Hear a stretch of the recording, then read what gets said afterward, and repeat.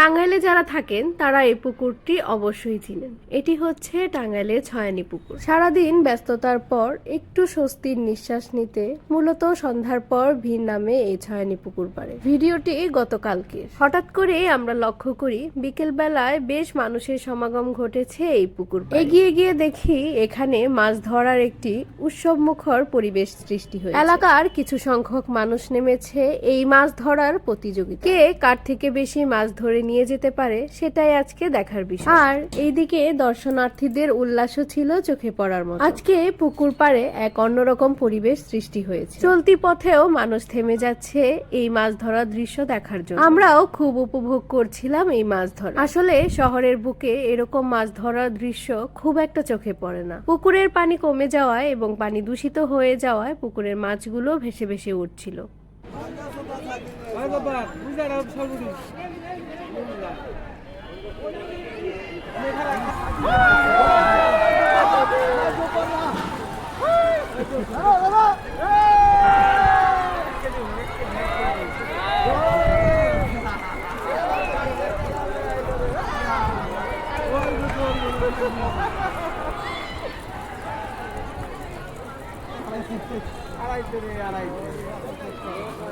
আজকের পরিবেশটা বেশ ভালো থাকায় আমরা পুকুরের চারপাশটা ঘুরে ঘুরে বেড়াচ্ছিলাম এবং বিভিন্ন ছবি তুলছি। মনে হচ্ছে অনেকদিন পর বাইরে বের হয়েছি, তাই বাসায় যেতেও আর ইচ্ছে করছে। আমরা বেশ অনেকক্ষণই দাঁড়িয়েছিলাম। যতই সময় গড়াচ্ছে ততই মানুষের সংখ্যা বাড়ছে। বাসায় যাওয়ার পথে দেখতে পেলাম একটি সুন্দর হলুদ ফুল গাছ। এখানে ঝাঁকে ঝাঁকে ফুল ধরে আছে এবং কিছু ফুল মাটিতে পড়েও আছে। এখান থেকে আমি কিছু ফুল কুড়ালাম। ফুলগুলো হাতে নিয়ে আমি ঝটপট একটা রিলসও বানিয়ে ফেললাম। ভালো থাকবেন সবাই, দেখা হবে পরের কোনো ভিডিওতে।